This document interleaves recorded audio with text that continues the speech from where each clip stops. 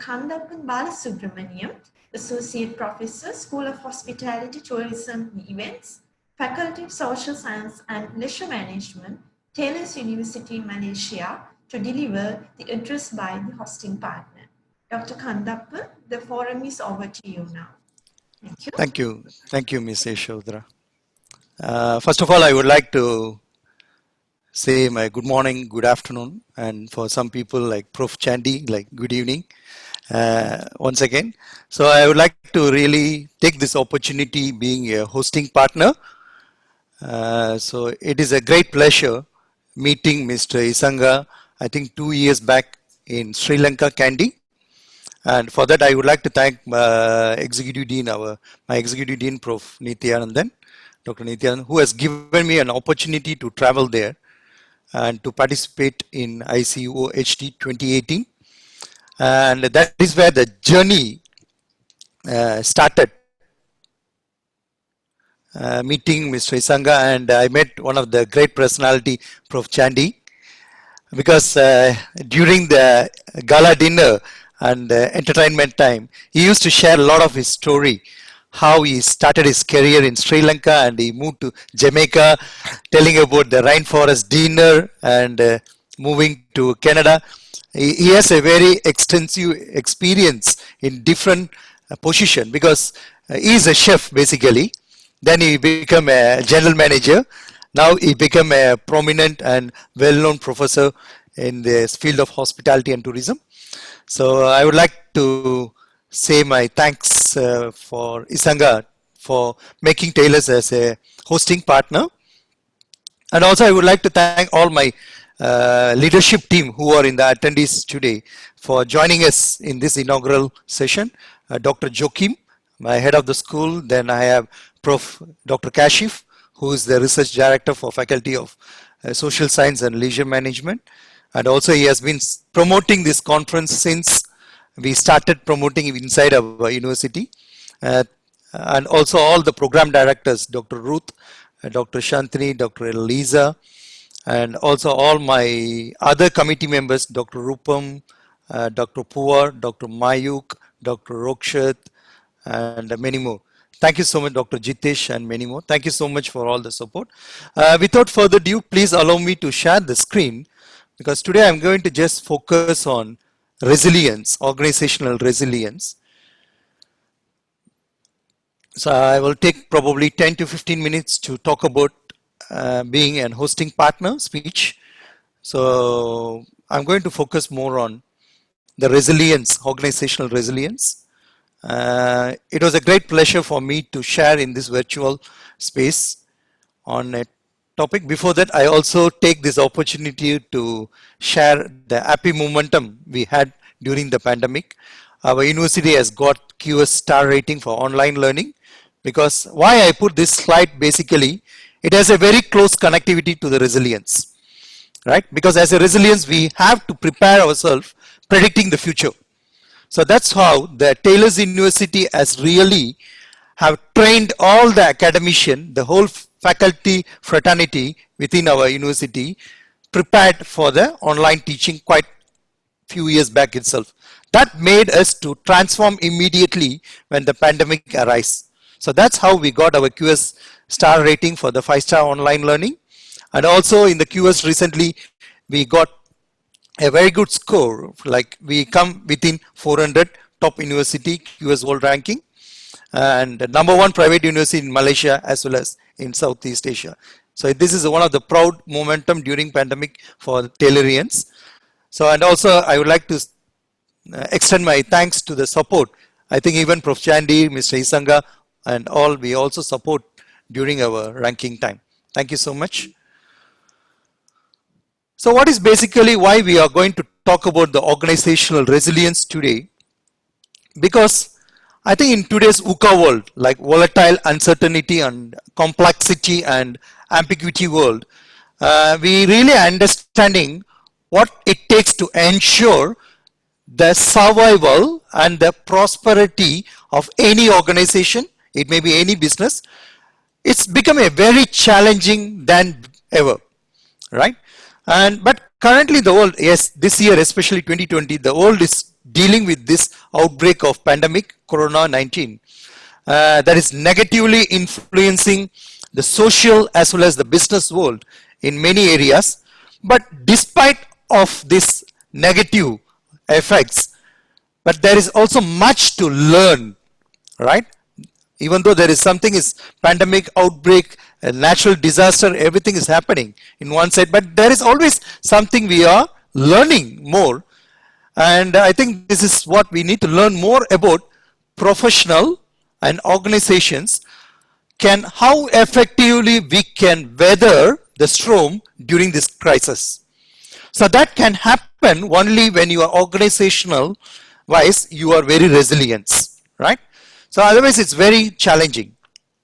So what is basically OR, organizational resilience, is according to Denver, he said the ability of an organization to anticipate, prepare for or respond and adapt to the incredible change in and sudden disruptions in order to survive and prosper. That means how forward thinking we are, how your organization leaders are forward thinking, and how they are preparing their whole team to face the disaster or to overcome the disruptions and come with the positive solutions. It's also ability to survive a crisis and thrive. Yes, of course, when we say or organizational resilience, it's basically an ability to survive, right, during the crisis, but how we thrive the world of uncertainty into an opportunity. It's going to be, the resilience is almost like a strategically capability. It is not like only when the crisis comes we are reacting to that. No. If you are a resilient, you always strategically keep your planning as a capability. A true resilient organization have two major capabilities. One is forward thinking, foresight, and the situational awareness. So that is the one thing which will really transform or flip your crisis into new opportunities. So when it comes to importance of organizational resilience, I think today each organization is exposed to their own threats and also vulnerabilities. To survive, they need to safeguard their organization, their economy, and their crisis, right? But resilience as a capability to anticipate the crisis and to foretell the disruption in a more fruitful outcome. And it, especially this organizational resilience, it promotes a culture of joint crisis and values. That means how, even though there is crisis in different forms, but how collectively we are working together and creating a value in our organization. So that can happen only, I took only three important factors here. One is the leadership. I think it is all based on the leadership, right? So how the leader builds the capacity within its organization. So from there only the organization can perform, right? So when in comes of the performance, it's basically how you are going to improve the reputation, how you are going to expand your border with a new opportunity. Okay, how you are going to entice the quality of your staff. So, but only when the leaders are resilient. But some leaders, whenever the pandemic comes, they take advantage to shed the organization. That's where the retrenchment and other things happening. Number three is a change ready. That as a star, like organizational employees, employer and employee, we should have a higher ability of creating advanced thinking. This is where the design thinking skills comes in. So how, when a pandemic comes, how we are going to think in a different stakeholder positions to find a holistic solution, not looking at one perspective, looking on the overall, creating a new ecosystem. So higher ability using calamities and changes. So according to one of the study, what they said, the resilience organization should have this 13 indicators.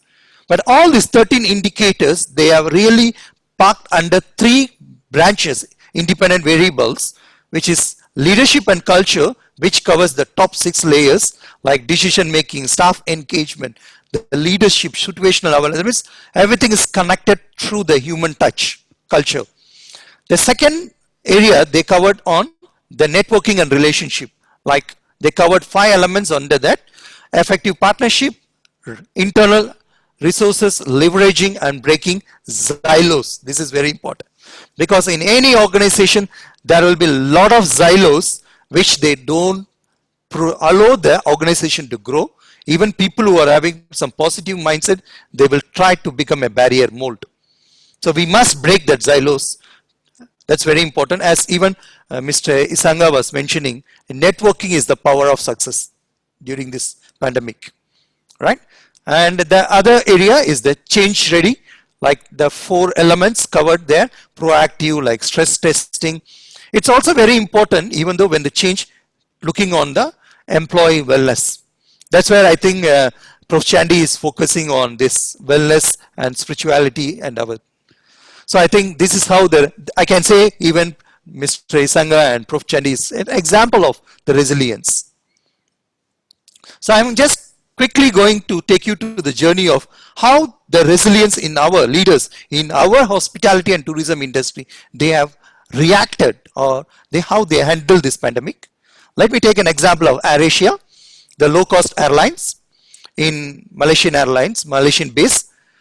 They are an aviation industry. What they have done, instead of going for retrenchment and other thing, what they have come, the leader come, why not? Okay, the necessity during the pandemic is online delivery, grocery and everything.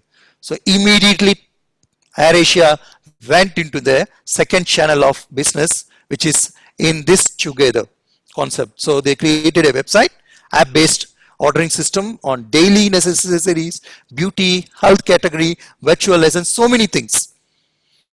Okay, because they have already transport facilities, they have employee, they have a system, they have ICT support, because but it's because of the closure of the airlines, aviation industry, what to do with the employees and the organization. So they started potentializing their employees. So this is an example. This is an example from Europe. The movement immediately when the outbreak and when all the countries put the regulations on closure of the restaurant, dining in the restaurant is not permitted, many restaurant owners are worried. They want to close the restaurant, but many restaurants, they went immediately contactless online delivery. That is nothing but an example of hotel dining to home dining. So they transformed the service instead of closure of the organization. That is an example of a resilient. This is another example, like recently happened, like a restaurant chain in UK, So what they have done during the Corona time is a concept of sushi restaurant. But what they have done, they put the individual containers with a closed container, but people are afraid whether it is their right food. So what they have done, in the table they put the QR code. So customer is going to order using their own device, contactless ordering system. When their respective dish comes to the table, you can see the light, the green color light. So from the red color, it will turn into green indication. That means that is your right dish. So this avoids the people of handling the food of other customers. So this is how, and another way of innovations. And what happens in our travel and tourism industry? Because when social distance become an issue, and we need to monitor the people whether coming with a fever or whether they have been affected. So this is where China and many industries, many countries, they immediately imported in the airport, integrated the technology, AI, to monitor the passengers, and also in the hospitals to monitor the patients. And especially China, they use the drones to detect the fever in the crowd. So these are all the example how fast they can have an impact. Even not only China, many countries. Even Japan, they introduced some platform to do the pop-up information of the hazard zones. Okay. Then this is a classic example of an resilience, organizational resilience. They understood that there is dining is allowed during post-pandemic with the new norms. So how to really give an unique experience. So this Amsterdam restaurant has given a corona-proof dining in a greenhouse concept with a proper social distance And what they have done, even the menu they have changed to vegetarian menu, because pandemic there is a lot of people from meat eater turned into vegetarianism for a temporary basis. So this is another example. The beautiful example here, because all the theaters has been closed in the world because of pandemic. So this restaurant, they think in a very innovative, as a resilient leader. So he turned his restaurant as a drive-through restaurant with a movie theater concept.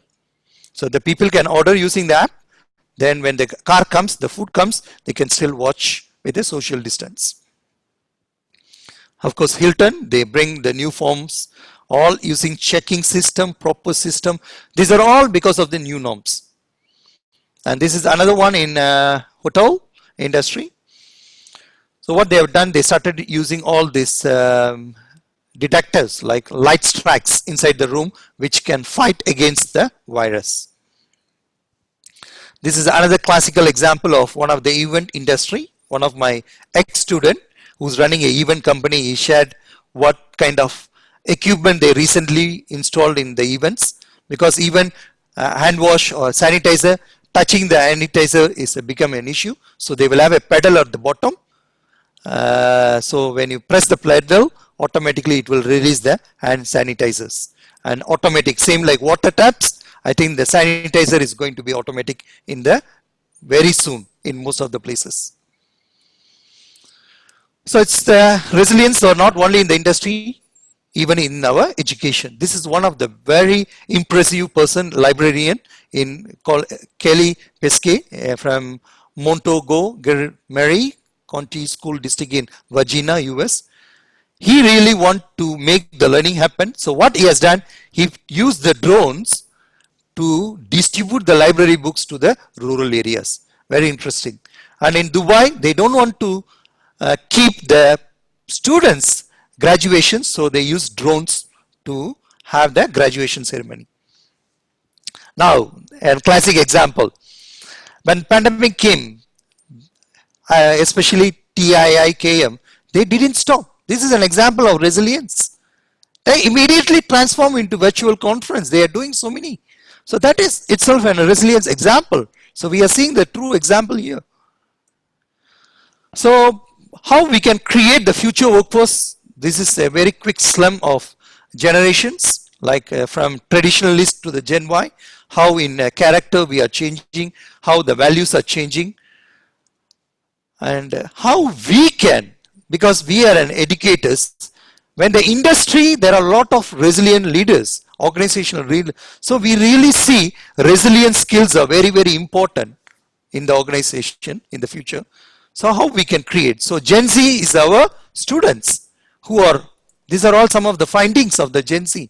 They are the people who are demanding, eager to stand out. When something is new, they are ready to take it, right? So they are also students who are, Gen Zs are the one who give a lot of value to experience rather than satisfaction.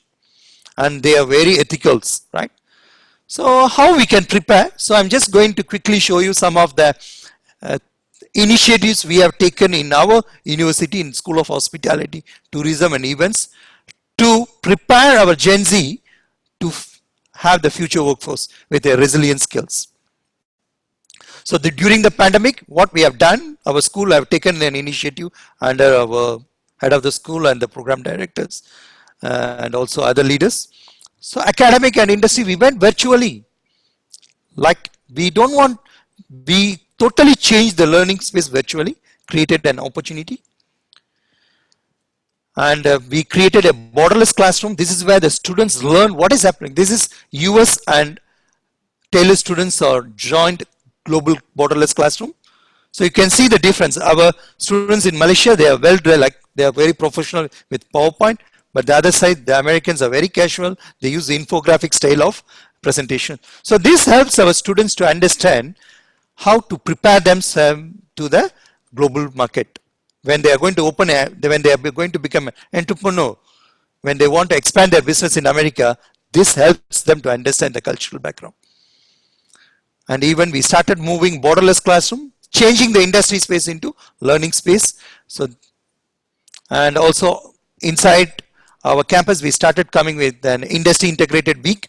So this is basically we try to promote bringing more relationship with the industry and the students and the educators, the triangulation approach. So we bring all these three stakeholders together. So that's why we know what is happening in our industry. So this is some of the examples we have done from India to Malaysia, our wine classes. And this is an example what I'm working on, like a model, IC model, how the learning space to prepare the future workforce. It should be IC. So we must have industry in our learning space. We must have social media, educators globally, and alumni, very important, because they are the inspiration to our current students also. So this is a very quick nutshell what we have done in our school during supporting the model. So we bring, during the pandemic, we also do virtual panel discussions, expert series, and we also as an experts, we go to other university, share our experience. This is a student from Kazakhstan, our alumni. He shared his journey of experience from student to young digital entrepreneur. He is running a company without no office, everything digital. So this all gives our students a lot of abilities and resilient skills. So what future skill we need to develop? I think we all know very well, like World Economical Forum, every few years, like a few years of gap, like 5 years, 10 years, they will come with this skill outcome. They released this in 2018. But what happened because of pandemic, I think there are other skills we need to develop in our higher education, which is an innovative mindset. Okay, so basically we need our students to be very innovative, and socially emotional learning, very important, because when you are frustrated, we also must teach our students how to react in the social space, how to control their emotion, the complexities, when there is something attacking them, how you control it, and very important, delivering value. Because I think the product value is very important, service value, human value, everything has a very desirable value, and it's all can happen only when you are learning strategy, skills with an extended challenge. Don't keep your learning within your campus, within your border, expand it, so that where we can produce more agile is very important nowadays. That's why a lot of things are happening. And competitive intelligence, we also must build our students competitive intelligence. That is basically, we live in a world of very competitive age. So only when you give different experience to your students, they will develop competitive skill sets. And very important nowadays, new digital skill. It is also must for our educators to also give an experience to our students how to behave, the social behavior in a virtual world, social behavior in a screen, because most of the things are happening in the screen. How to keep your face, what kind of background do you need to keep when you are in social, like Zoom or anything. It's all very important nowadays. That's what we call new digital skill. And very important, computational thinking is basically how we can develop our human thinking as equal as computer thinking. That means when a task is given to you, how you can have multiple patterns, solutions. And very important thing now is the cognitive load management, because we live in a world where a lot of knowledge going inside your brain, but are we moving the used knowledge to the trash zone in our brain?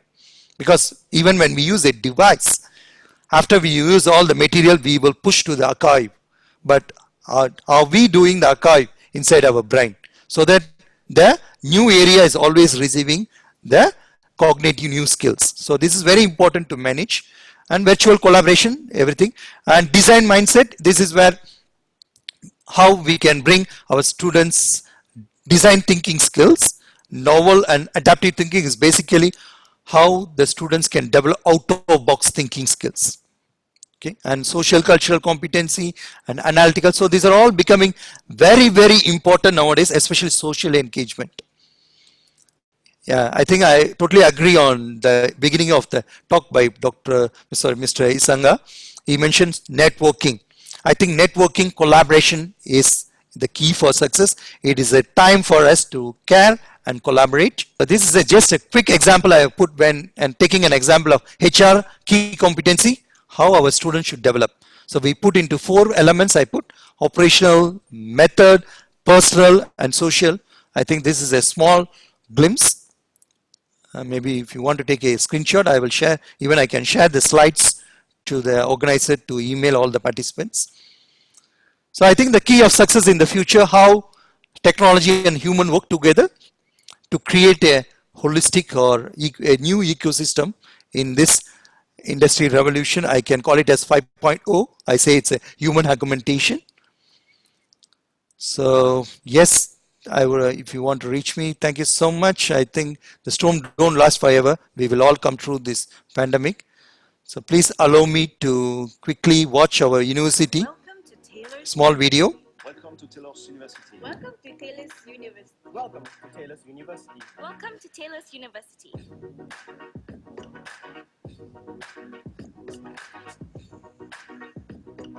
Today, we're going to get hands-on with these racing cars.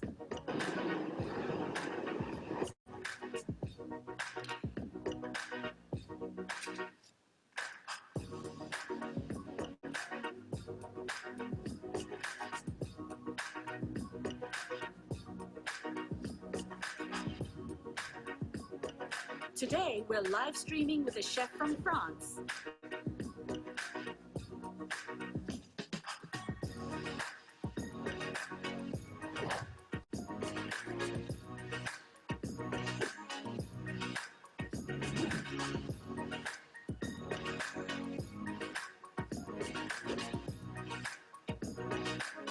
Today, you'll judge what happens next.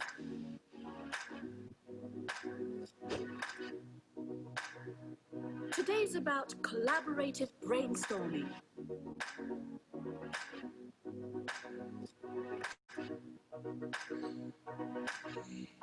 Today, we take on research that changes lives.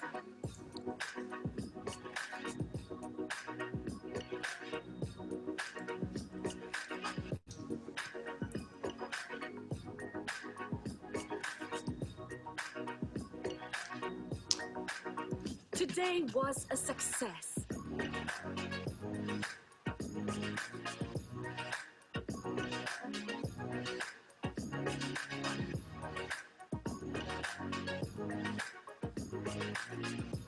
At Taylor's, we strive to provide more than just an education. We equip our students with the skills and attitudes to become successful entrepreneurs and leaders. The value of our degrees is also enhanced by our high-impact, internationally recognized research. Our growing reputation for both teaching and research is placing Taylor's on course to become.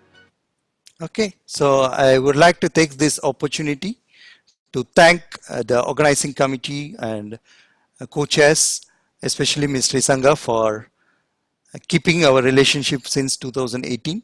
I think looking forward for a wonderful conference. Please enjoy the conference today and tomorrow, and looking forward to work more with all the panel members and co-chair. Thank you one and all. Thank you so much.